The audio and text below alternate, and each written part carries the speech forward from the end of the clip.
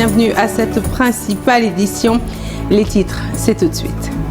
Émeute du mois de juin, les familles réclament justice à Guinaw Rail. La douleur ressentie par les proches est toujours aussi vive et le deuil impossible à faire en l'absence des conclusions d'une enquête. Des mesures fortes prônées par le SUTSAS après l'accident ayant entraîné la mort d'une sage-femme et de son enfant.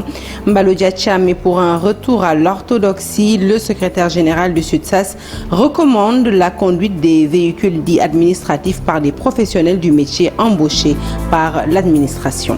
Elle est la première femme pilote d'origine sénégalaise aux commandes d'un avion de ligne commerciale. Khady Ndiaye Wooden a délicatement posé le vol Delta en provenance de New York sur le tarmac de l'aéroport de Diass.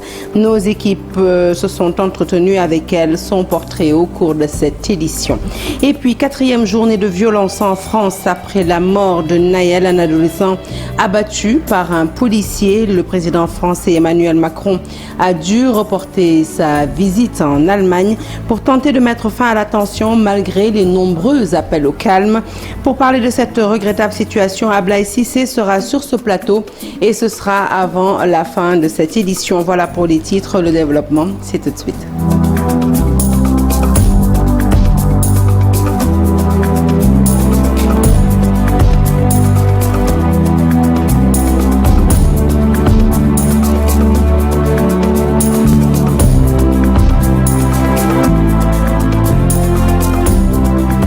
Bonsoir à toutes et à tous. Un journal que nous ouvrons donc tout de suite avec un retour sur les émeutes du mois de juin dernier. Un mois après ces émeutes qui ont fait 16 morts, les familles réclament justice sans vraiment y croire. Nos équipes se sont rendues chez 2 familles à Guinaw Rail. Les parents éplorés ont encore du mal à faire le deuil de leurs enfants. Ce quartier de la banlieue de Dakar a enregistré, je rappelle, 3 victimes tuées par balle. Le reportage est signé Chérif Diop. 2 êtres brisés, pulvérisés par le chagrin. Un mois après la disparition de leur fils, la douleur est encore pesante. C'est peu avant le crépuscule que l'on m'a annoncé la mort de mon petit-fils. Il a été abattu là-bas, vers Thiaroye. Il était mon ami. Il était vraiment mon ami. Nous sommes chez Ibrahima Drago, 23 ans, fauché par balle le 1er juin dernier. Il en a reçu 3 dans le dos. Ibrahima aimait le sport et se gonflait les biceps avec ses haltères. C'est sur le chemin du sport qu'il a été abattu par balle. Toute la famille était dévastée. Sa grand-mère se remémore un jeune homme très taquin. Il aimait me charrier en me disant « Grand-mère, tu aimes l'argent ». Et moi, je lui rétorque « Toi aussi, tu aimes l'argent. Tu travailles et tu me demandes de l'argent. » La dernière fois, je lui ai donné 2000 francs pour son transport lors du Gamou. Quant à sa mort, c'est la volonté divine. Je l'accepte. Fatou est la maman de Bassirou Sarr, abattue d'une balle à la tête le 1er jour des émeutes. Impossible de lui arracher quelques mots. Le regard est fuyant, son cœur pèse des tonnes dans sa poitrine. Elle a encore du mal à faire le deuil de son fils. C'est la première fois qu'elle fête la Tabaski sans Bassirou. Cette année, la viande a un goût amer. C'est normal, il est encore sous le coup de l'émotion. La mort de Bassirou nous a tous marqués. C'est la première fois que nous passons la Tabaski sans lui. Bassirou et Ibrahima, 2 anges passés trop vite. L'émotion est encore vive, la justice, elle, ralentit. J'ai été entendu par le commissariat de Guinaw Rail, mais depuis lors, je n'ai plus de nouvelles. Sans vraiment y croire, ces familles espèrent que justice se fera. En attendant, Fatou et Fatoumata traversent cette terrible épreuve avec dignité. Et à l'âme des disparus, le chef de l'État Macky Sall reçoit en ce moment même au Palais de la République près de 472 maires et 39 présidents de conseil départemental qui viennent lui remettre une pétition pour encourager sa candidature en 2024. Selon ces élus, la réélection du chef de l'État en 2024 continuerait à améliorer la dynamique de progrès déjà enclenchée dans les communes et territoires du Sénégal. Et par ailleurs, sachez justement que le président de la République annonce un discours à la nation ce lundi 3 juillet 2023, un discours pour se prononcer sur sa participation ou non à la prochaine élection présidentielle prévue le 25 février 2024. 5 morts, des blessés graves enregistrés dernièrement sur les routes de Kédougou et de Linguère, des agents de santé pour la plupart à bord de véhicules administratifs. Pour le syndicat unique des travailleurs de la santé et de l'action sociale qui parle de mort évitable et de laxisme, eh bien il faut un retour à l'orthodoxie en faisant conduire ces véhicules par des chauffeurs motivés et dédiés aux fonctions avec des contrats en bonne et due forme pour éradiquer ces accidents récurrents. La maintenance des véhicules doit être aussi assurée selon Balo Diacham que je vous propose d'écouter. Il s'en explique au micro de Mambiram Diouf. C'est à cause de la négligence, à cause du laxisme et de l'impunité que nos camarades ont perdu la vie sur les routes de Linguère et sur les routes de Kédougou. Sur Kédougou, nous avons perdu la camarade Oumoussi et sa fille sage-femme et sa fille âgée de 9 mois seulement.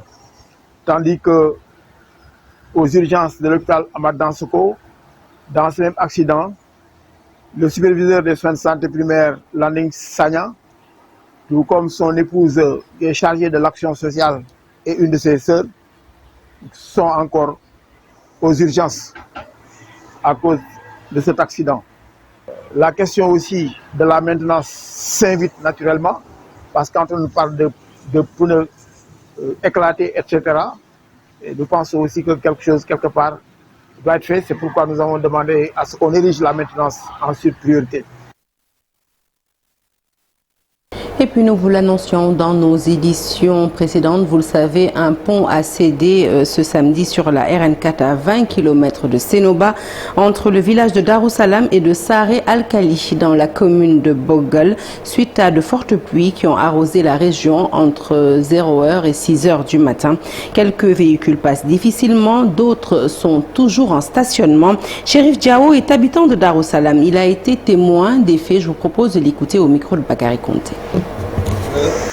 C'est la route qui se trouve entre Saré Al-Khali et Vélingara Banaba. C'est la route nationale numéro 4 qui s'est retrouvée vraiment beaucoup de l'eau qui se passe ici sur le pont, mais aussi derrière le pont aussi, parce qu'il y a beaucoup de l'eau, vraiment ici, il y a beaucoup de l'eau qui coule ici. Aujourd'hui, depuis hier 2h du matin, les voitures presque ne peuvent pas partir, ne peuvent pas retourner. Les gens passent avec le réservoir, la recette. Et aussi tout ça, vraiment, c'est très risqué de passer ici, parce que le pont là, il y a beaucoup de trous qui se creusent ici. Aussi la route même en train de couper par morceau par morceau. Vraiment c'est décourageant de voir la route nationale numéro 4 qui sait vraiment être comme ça. On ne doit pas attendre jusqu'à la nuit pour faire construire une route, surtout une route nationale beaucoup de monde passe ici. Beaucoup de monde passe ici parce que tous les ans qui passent en Guinée, Guinée-Bissau passent ici. Et aussi nous tous nous savons que Casamance, beaucoup de pluie va tomber ici chaque année beaucoup de pluie, la pluie augmente. Donc on ne doit pas attendre jusqu'à l'hivernage pour faire construire des routes. Ça vraiment c'est décourageant quoi.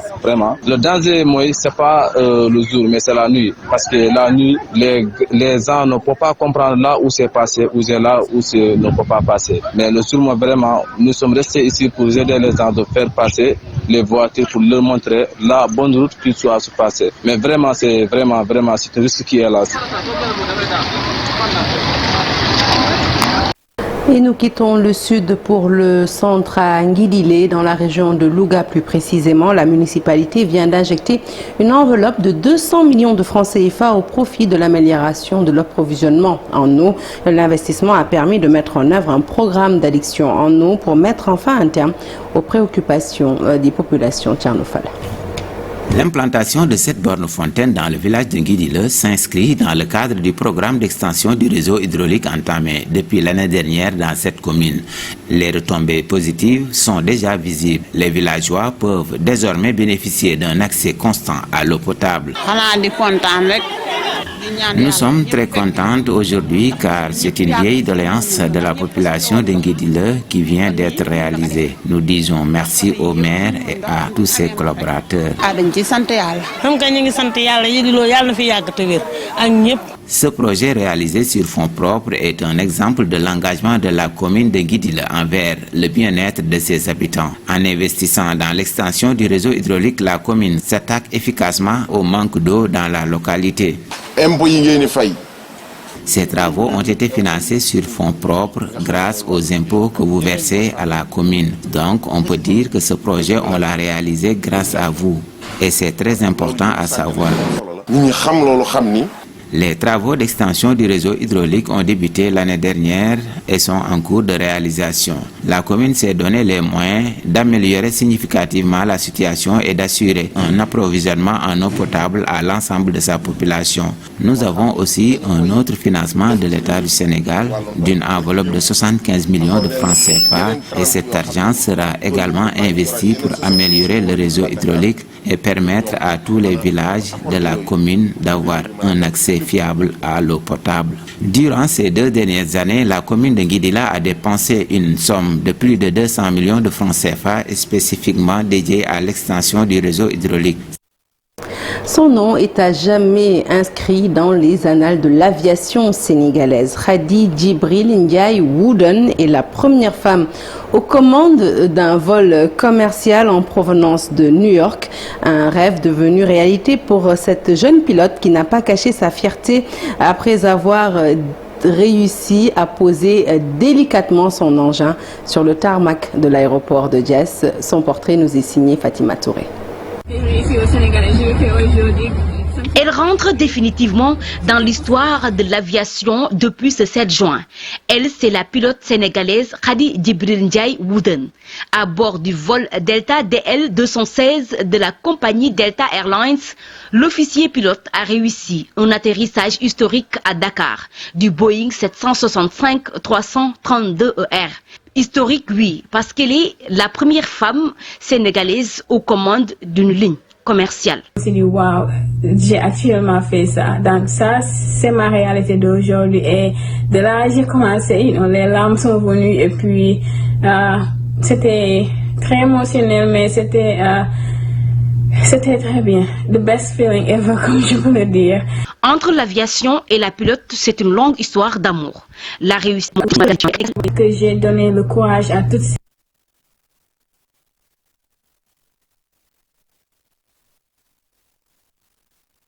Un petit souci apparemment avec cet élément que nous vous retransmettrons peut-être d'ici la fin de cette édition. Hors de chez nous, le Conseil de sécurité des Nations Unies, conformément au souhait du gouvernement de transition malien, a approuvé le départ des troupes de la MINUSMA. Ce départ des casques bleus s'échelonnera sur une période de 6 mois, une décision qui, de l'avis de Bakary Samb, directeur du Timbuktu Institute, entraînera davantage l'insécurité au Mali. Nous l'écoutons au micro de Mambiram Diouf.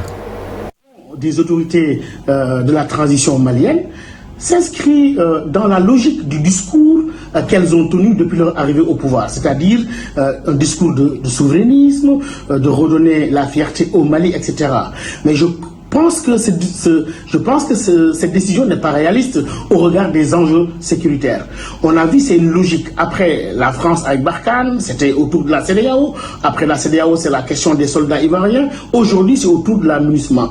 Je crois que les autorités continuent dans cette même logique d'opposer le Mali à la communauté internationale au point d'isoler leur pays. Et je pense que le retrait de la MINUSMA de manière immédiate aura des conséquences incalculables, non seulement pour le Mali, mais pour toute la région. On a vu que les autorités étaient dans l'incapacité d'assurer la sécurité, même aux alentours de Bamako, comme en attestent les récentes attaques dans le camp de Kati en juillet 2022, et aussi Kati, comme on le sait, qui est le centre névralgique pouvoir malien, à plus forte raison maintenant la situation dans le centre, qui ne s'est pas stabilisée, malgré les supplétifs de Wagner et les agressions qu'il y a eu. Mais je ne parle pas non plus du nord, avec Tombouctou, Gao, Menaka. C'est-à-dire qu'aujourd'hui, au sein de la population malienne, nous avons deux types de discours. Le discours de Bamako avec la société civile branchée sur les réseaux sociaux qui sont en train d'inonder, mais aussi la population silencieuse du nord et des zones frontalières qui subit les affres de l'insécurité, mais n'a pas aussi la même forme de communication. Je crois que c'est une décision, pour le moins, que la communauté internationale a respectée, mais qui aura des conséquences incalculables au Mali et dans la sous-région. Puis je vous l'annonçais à l'entame de ce journal, nous allons tout de suite souhaiter la bienvenue à Abdoulaye Cissé qui est là pour nous parler de la situation en France. Abdoulaye, bonsoir. Bonsoir Sarah.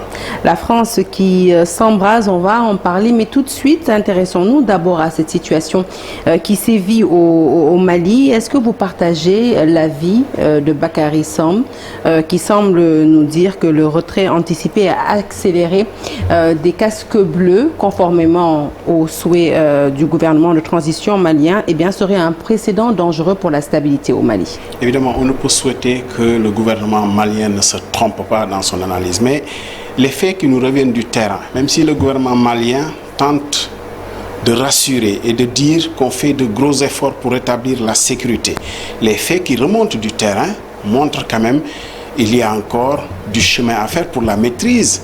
Et d'ailleurs, ce n'est pas que pour le Mali. On a vu ce qui s'est passé ce matin encore pour le Burkina Faso. Ça ne rassure pas avec le retrait des casques bleus, puisque ce qu'on peut faire à 2 ou 3, évidemment, on pense qu'on n'est pas en mesure de le réussir peut-être seul. Le retrait semble un peu abrupt et le gouvernement malien ne semble pas avoir préparé quand même la suite. On souhaite qu'il ne se trompe pas dans l'analyse de la situation de terrain, mais ça peut être très compliqué bien sûr, et pour le Mali et pour les autres pays frontaliers bien entendu. Alors, autre situation compliquée, Ablaye, c'est celle qui sévit en France actuellement. Malgré les nombreux appels au calme, les autorités françaises ont déployé d'importants moyens pour tenter d'enrayer les violences suite à l'homicide par un policier français d'un adolescent qui se nomme Naël. Je vous en dis pas plus, nous allons regarder, faire un petit tour d'horizon sur ce qui se passe en France et revenir pour la commenter sur le plateau. Pillage, tirs de mortier, voitures incendiées. Plusieurs villes françaises sont touchées par les émeutes urbaines après la mort de Naël, tué lors d'un refus d'obtempérer par un policier. Alors qu'il était dans un volant d'une Mercedes jaune, le policier tire à bout portant sur le jeune homme de 17 ans. La voiture termine sa course quelques dizaines de mètres après. Naël, 17 ans, sans permis de conduire, décède sur place. 2 autres jeunes mineurs se trouvaient dans le véhicule au moment des faits. Ils ont été par la suite arrêtés. Une vidéo filmée par les riverains partagée sur les réseaux sociaux qui contredit la version source policière qui affirme que le véhicule avait foncé sur les forces de l'ordre, ce qui a déclenché la tension et les émeutes à Nanterre, dans la banlieue parisienne, dans la soirée du mardi 27 juin.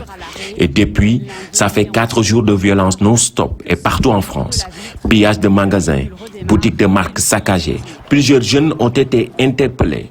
Malgré le discours d'apaisement du président de la République et certains leaders politiques, la situation reste tendue dans la capitale et dans plusieurs villes du pays.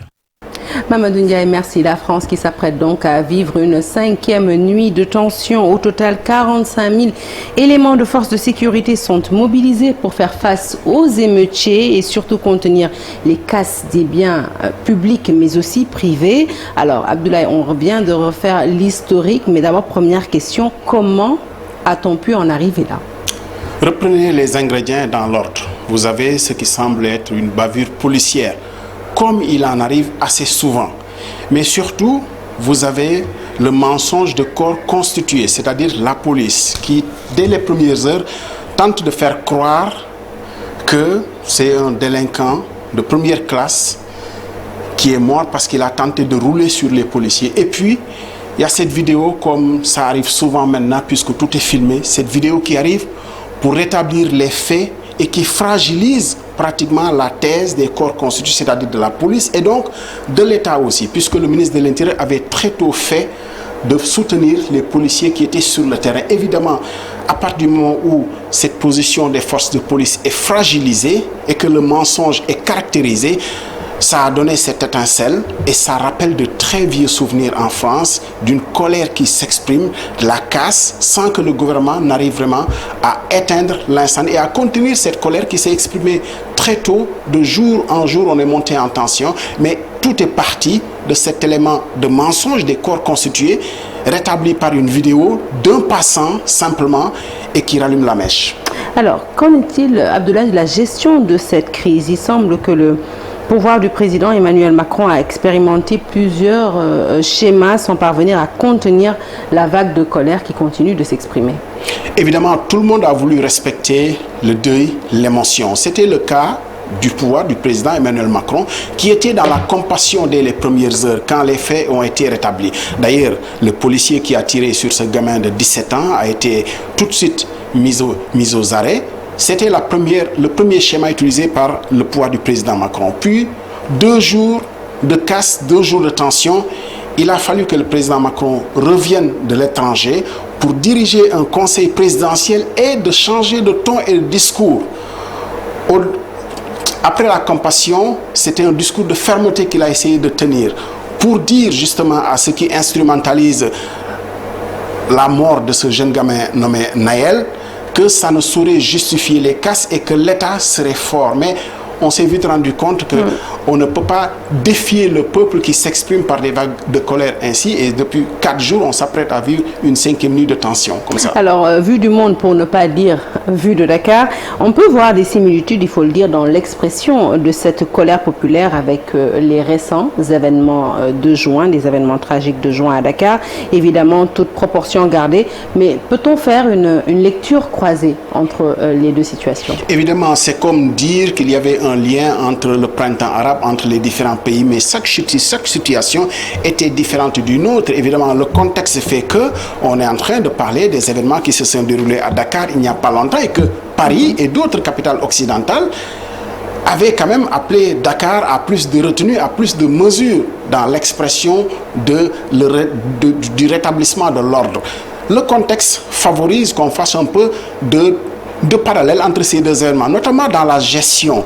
Évidemment, le pouvoir en France comme au Sénégal tente de reprendre la main sur les casseurs, sur ceux qui sont appelés ici forces occultes, ceux qui sont appelés ici des terroristes, ceux qui sont appelés en France par exemple des casseurs. Ça ne va pas au-delà, mais au-delà de ça aussi, il y a un autre élément qui entre en ligne de jeu et qu'on n'a pas beaucoup entendu au Sénégal, c'est la justice. Quand on voit le syndicat de la magistrature en France faire un communiqué pour dire que notre rôle n'est pas de casser cette manifestation ou notre rôle n'est pas justement de rétablir l'ordre, ce qu'on n'a pas eu peut-être au Sénégal, mais les cas sont très différents. Chaque situation est différente et les acteurs qui s'expriment aussi s'expriment différemment. Mais toujours est-il que vous avez une contestation populaire, vous avez un pouvoir qui cherche les moyens de rétablir l'ordre.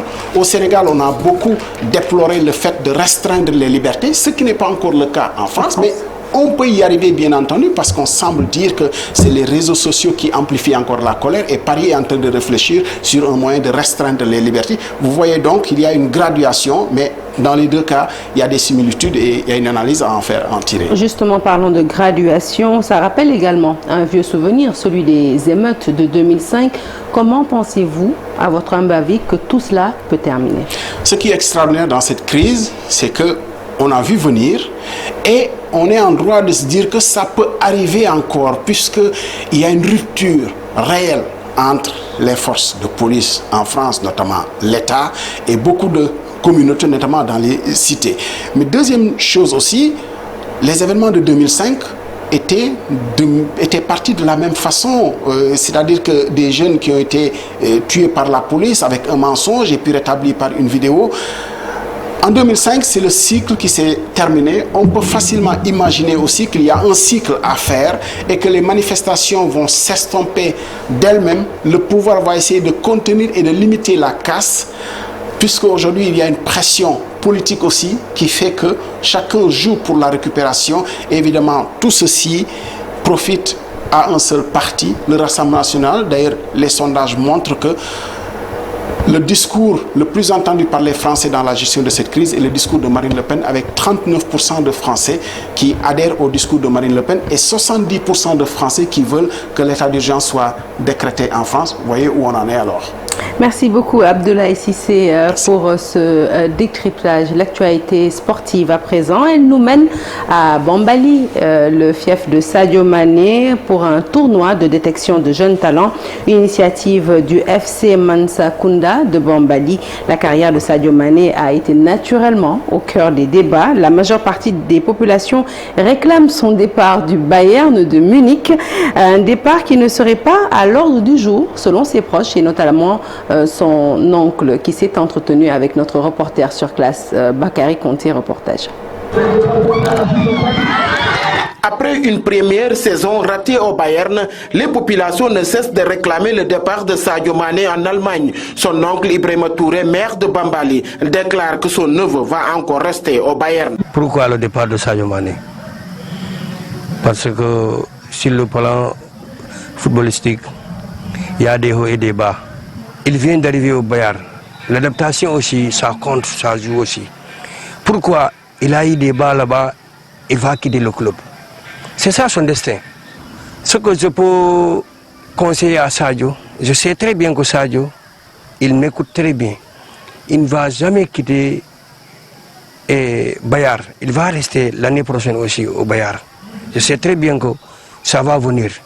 Et ce que je peux dire à la population sénégalaise, plus particulièrement l'Afrique, on doit continuer à soutenir Sadio. Je sais très bien que ça va venir. Un tournoi a été organisé pour détecter les jeunes talents et rendre hommage à un jeune joueur, Malang Konaté, qui a trouvé la mort lorsqu'il se rendait en Europe. Aujourd'hui, nous avons organisé ce tournoi, c'est pour détecter nos jeunes joueurs qui sont dans le quartier et pouvoir les initier et les s'unir entre eux, de les montrer que le football, c'est un facteur de développement, un facteur de fraternité entre la jeunesse et les mêmes personnes, les mêmes localités. On a rendu hommage à un jeune talent qui s'appelle Malang Konaté Diraï.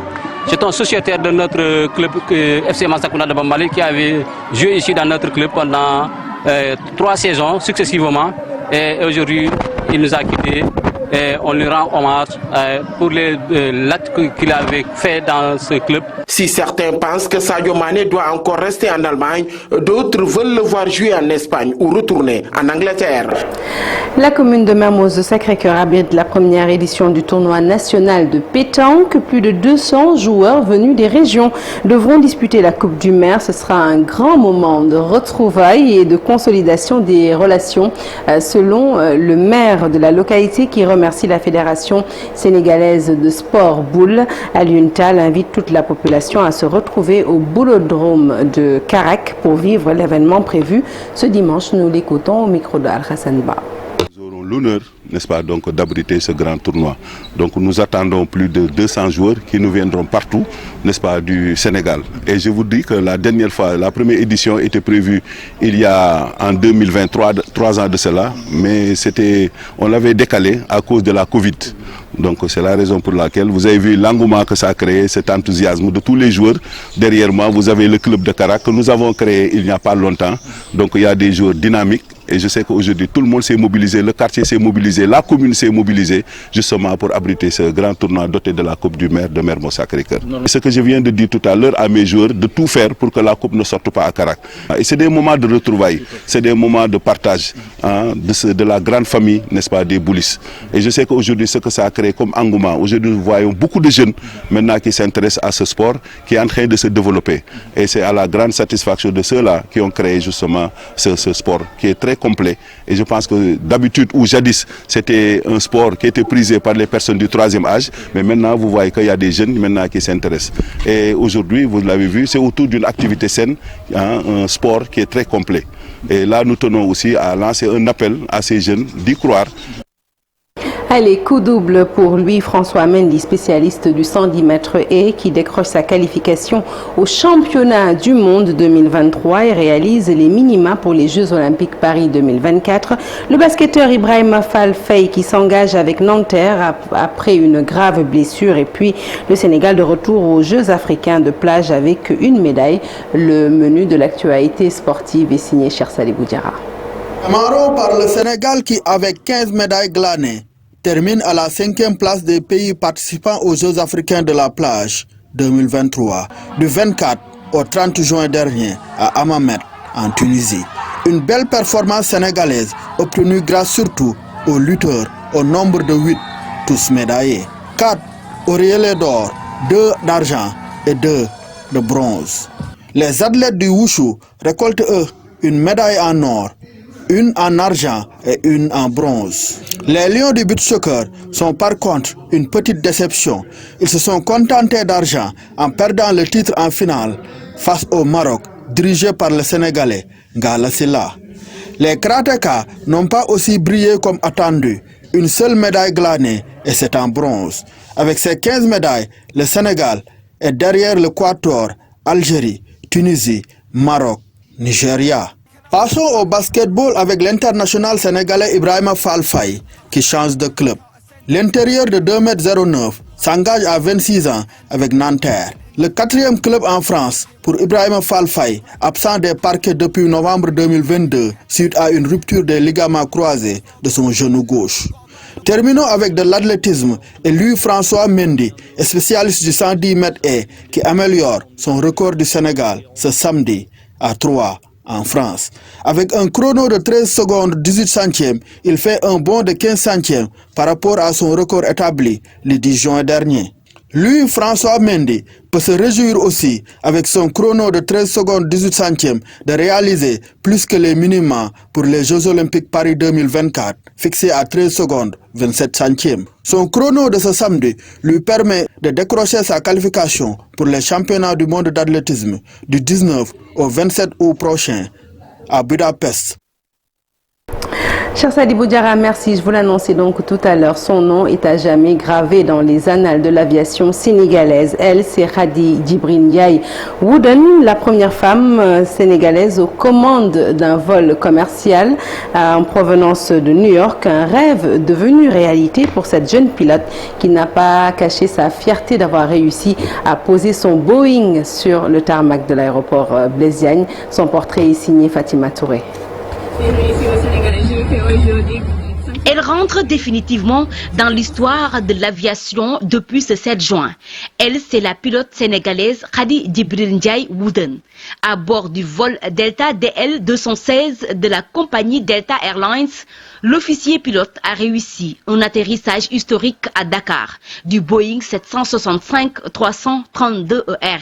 Historique, oui, parce qu'elle est la première femme sénégalaise aux commandes d'une ligne commerciale. C'est dit, waouh, j'ai actuellement fait ça. Donc ça, c'est ma réalité d'aujourd'hui. Et de là, j'ai commencé, les larmes sont venues et puis c'était très émotionnel, mais c'était très bien. The best feeling ever, comme je peux le dire. Entre l'aviation et la pilote, c'est une longue histoire d'amour. La réussite que j'ai donné le courage à toutes.